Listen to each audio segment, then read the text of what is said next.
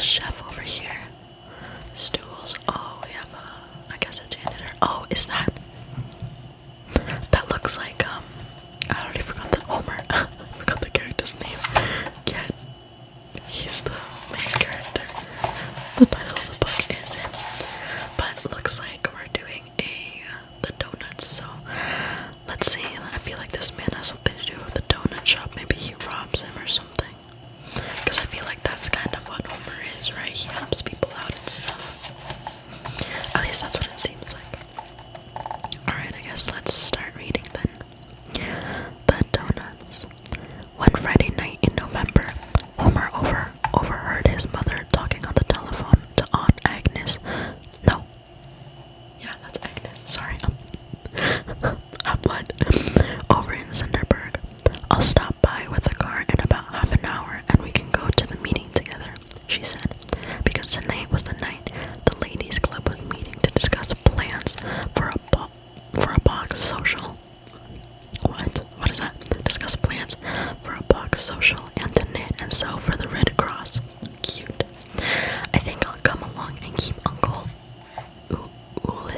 Ulysses. What do you say that? Ulysses company, I guess. While you and Aunt Agnes are at the meeting, said Homer. So after Homer had combed his hair and his mother had looked to see if she had her knitting instructions and the right size needles, they started for town. Homer's uncle Ulysses and Aunt Agnes have a very up-and-coming lunchroom over in Zenderberg, just across from the courthouse on the town square.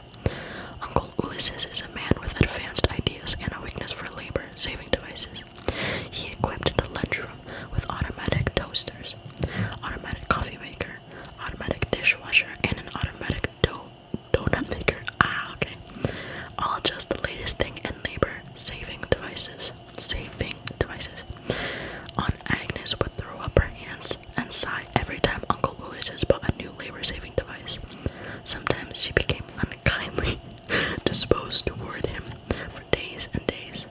She was of the opinion that Uncle Ulysses just frittered. Jeez, I can't speak today. Just frittered away his spare time over at the barber shop with the sheriff and the boys. So, what was the good of a labor-saving device that gave you more time to fritter? Oh, auntie.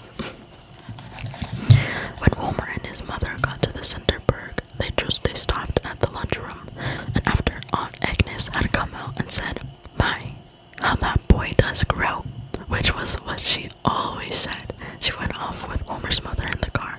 Homer went into the lunchroom and said, "Howdy, Uncle Ulysses. I've been going over this automatic donut machine." Well, brace ourselves with a lighting change.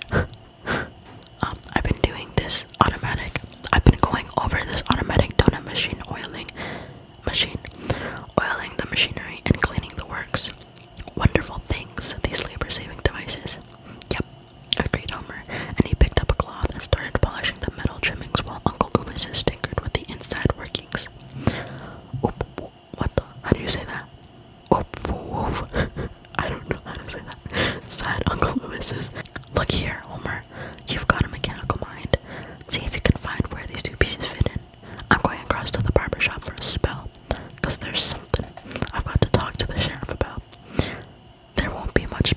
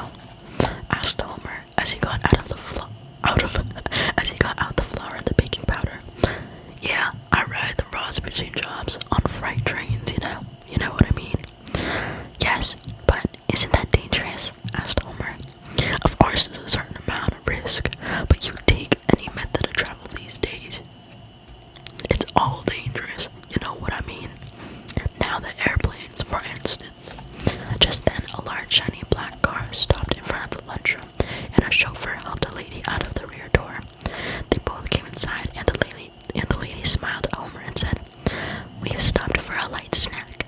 Some donuts and coffee would be simply marvelous.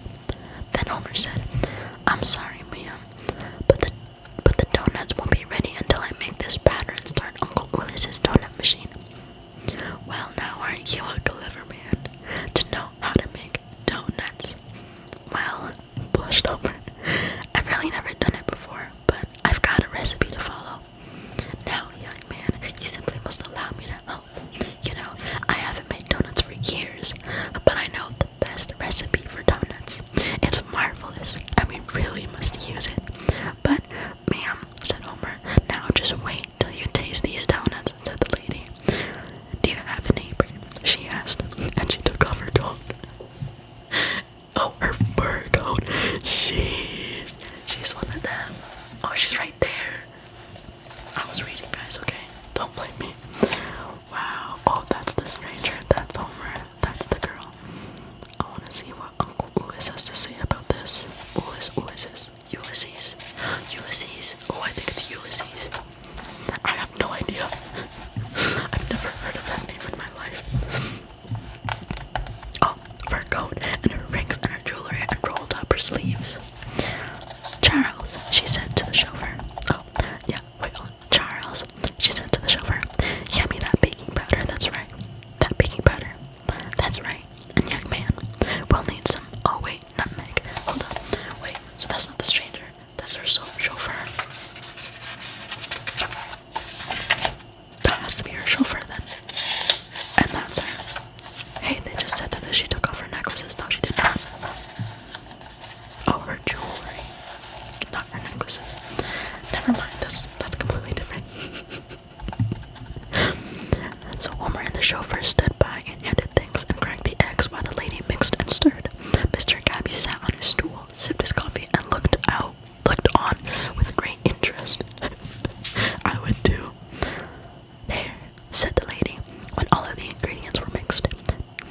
Just wait till you taste these donuts. It looks like an awful batter, said Homer as he stood on a chair and poured it into the donut machine with the help of the chauffeur. Oh, awful lot of batter. Whoops. Hold up, guys, I'm sorry. Never mind. It's about 10 times as much as Uncle Ulysses ever makes. Or Ulysses ever makes. Something like that, I don't know. But wait till you taste them, said the lady with an eager look and smile. Homer got down from the chair and pushed a button on the machine marked start. Rings of batter started dropping into the hot fat. After a ring of batter was cooked on one side, an automatic gadget turned it over, and the other, oh, that's why it's so big, and the other side would cook. Then another automatic gadget gave the donut a little push, and it rolled neatly down a little chute, all ready to eat. That's a simply fascinating machine, said the lady, as she waited for the first donut to roll out. Here, young man, you must have the first one. Now, isn't that just too delicious? Isn't it simply marvelous? Yes, ma'am, it's very good, replied Homer as the lady handed donuts to Charles and to Mr. Gabby and asked if they didn't think they were simply divine donuts. It's an old family recipe, said the lady with pride. Homer poured some coffee for the lady and her chauffeur and for Mr. Gabby and a glass of milk for himself. Then they all sat down at the lunch counter to enjoy another few donuts apiece. I'm so glad you enjoy my donuts, said the lady. But now, Charles, we really must be going. If you will just take this apron, Homer, and put 2 dozen donuts in a bag to take along, we'll be on our way. And Charles, don't forget to pay the young man. She rolled down her sleeves and put on her jewelry. Then Charles managed to get her into her big fur coat. Good night, young man. I haven't had so much fun in years. I really haven't, said the lady as she went out the door and into the big shiny car. Those are sure good donuts, said Mr. Gabby as the car moved off. You bet, said Homer. Then he and Mr. Gabby stood and watched the automatic donut machine make donuts. After a few dozen more donuts had rolled down the little chute, Homer said, I guess that's about enough donuts to sell to the after theater customers. I had better turn the machine off for a while. Homer pushed the button marked stopped. Uh-oh, what happened? And there was a little click, but nothing happened. The rings of batter kept right on dropping into the hot fat, and an automatic gadget kept right on turning them over, and another automatic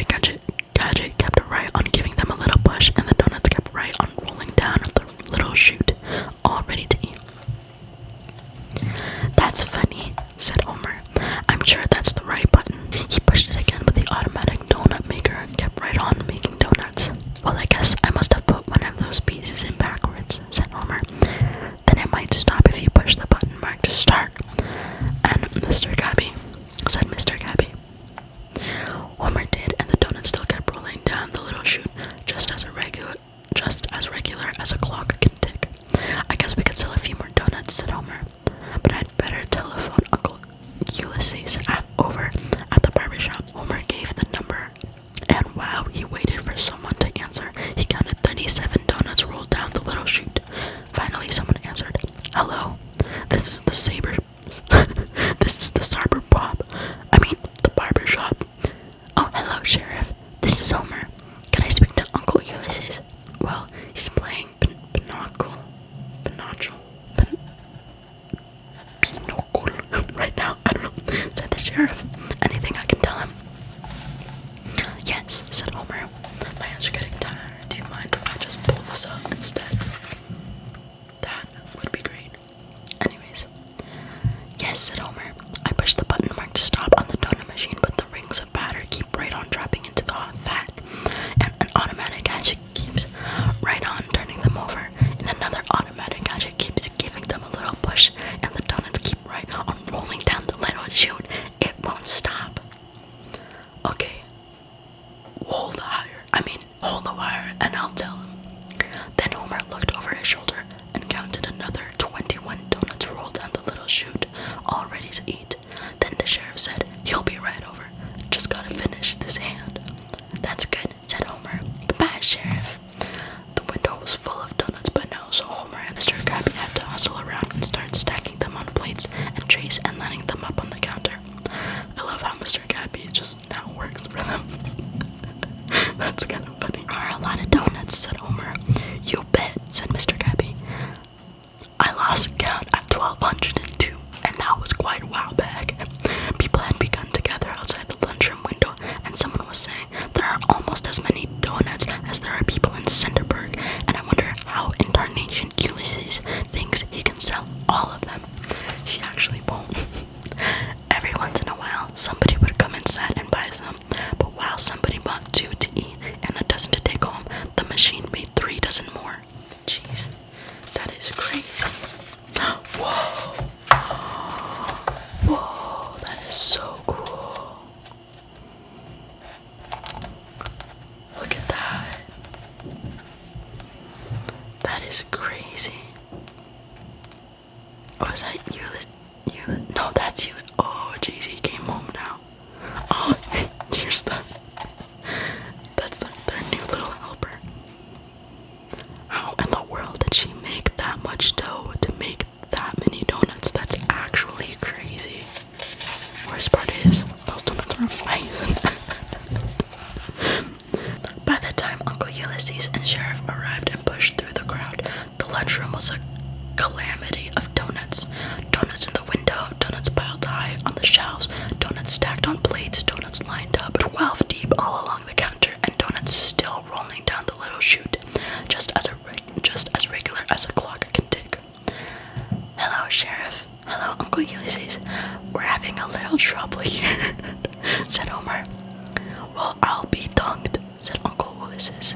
Darned if you won't be when Aggie gets home. Oh, shoot. Wait a minute. That's not good, said the sheriff. Mighty fine donuts, though. What'll you do with them? What do you do with them all, Ulysses?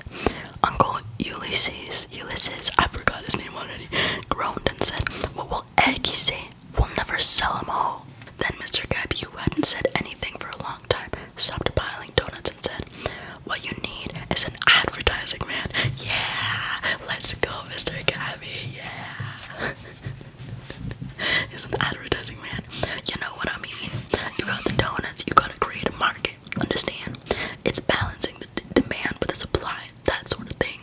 Yep, said Homer. Mr. Gabby's right. We have to enlarge our market. He's an advertising sandwich man, so if we hire him, he can walk up and down in front of the theater and get the customers.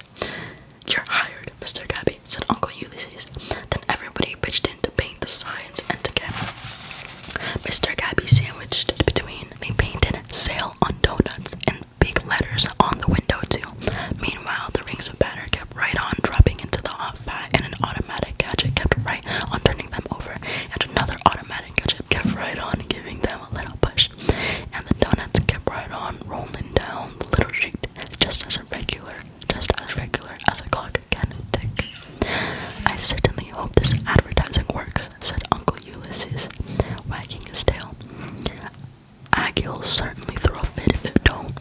The sheriff went outside to keep order because there was quite a crowd by now, all looking at the donuts and guessing how many many thousand were there, and watching new ones roll down the little chute just as regular as a clock can tick. Homer and Uncle Ulysses kept stacking donuts. Once in a while, somebody bought a few, but not very often. Then Mr. Gabby came back and said, "Say, you know there's not much use of me advertising at the theater. The show's all over, and besides, almost everybody in town is out front watching the machine make donuts. Looks like you'll have to hire a truck to haul 'em away," said the sheriff, who had just come in. Just then there was a noise and a shoving out front, and the lady from the shiny black car and her chauffeur came pushing through the crowd and into the lunchroom. She's back. She better take them all, or bring some of her fancy friends. Oh, there's a picture. "Oh, gracious," she gasped, ignoring the donuts. "I've lost my diamond bracelet, and I know I left it here. On the counter," she said, pointing on a place to where the donuts were piled in stacks of 2 dozen. "No bueno here, no bueno." "Yes, ma'am. I guess you forgot it when you helped to make the batter," said Homer. Then they moved all the donuts around and looked for the diamond bracelet, but they couldn't find it anywhere. Meanwhile, the donuts kept rolling down the little chute just as regular as a clock could tick. After they had looked all around, the sheriff cast a suspicious eye on Mr. Gabby, but Homer said, "He's all right, Sheriff. He didn't take it. He's a friend of mine." Then the lady said, "I'll offer a reward of $100 for that bracelet. It really must be found. It really must." "Now don't you worry, lady," said the sheriff. "I'll get your bracelet back." "Zeus, this is terrible," said Uncle Ulysses. "First, all of these donuts, and then on top of that, a lost diamond bracelet." Look at Mr. Gabby. How much are they? 2 for 5 cents. Oh, that's crazy. This is an old book. Now it's based on the old days, I'm guessing. I'm assuming. Fresh donuts, 2 for... Wait, we're not there yet. Okay. Mr. Gabby tried to confront him and said, "There's always a bright side. That machine will probably run out of battery in an hour or 2. If Mr. Gabby hadn't been quick on his feet, Uncle Ulysses would have knocked him down, sure as fate." Then while the lady wrung her hands and said, "We must find it, we must," and Uncle Ulysses was moaning about what Aunt Agnes would say, and the sheriff was eyeing Mr. Gabby, Homer sat down and thought hard. Before 20 more donuts could roll down the little chute, he shouted, "Say, I know where the bracelet is. It was lying here on the counter and got mixed up in the batter by mistake. The bracelet is cooked inside one of these donuts." "Why, I really believe you. I really believe you're right," said the lady through her tears. "Isn't that amazing? Simply amazing." "I'll be darned," said the sheriff. "Oh," moaned Uncle Ulysses. "Now we have to break up all these donuts to find it. Think of the pieces. Think of the crumbs. Think of what Aggie will say." "Nope," said Homer. "We won't have to break them up. I've got a plan." So Homer and the advertising man took some cardboard and some paint and printed another sign. They put the sign in the window, and the sandwich man wore 2 more signs that said the same thing and walked around in the crowd out front. "Fresh donuts, 2 for 5 cents while they last. $100 prize for finding a bracelet inside a donut. Yes, you have to give the bracelet back." That's funny. Then the donuts began to sell. Everybody wanted to buy donuts, dozens of donuts, and that's not all. Everybody bought coffee to dunk the donuts into. Those that didn't buy coffee bought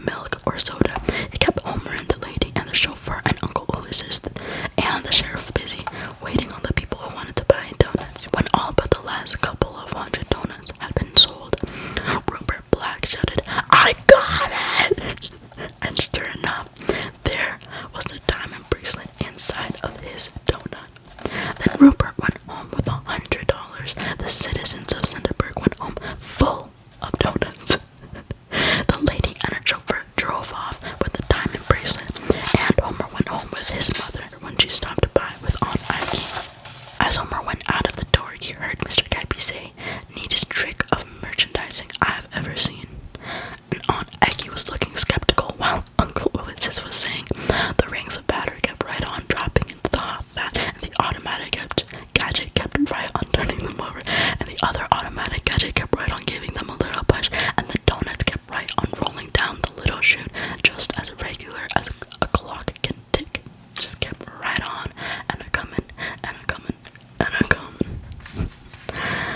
There he is, with the bracelet. And then he's just eating. He's like, I want that $100, please.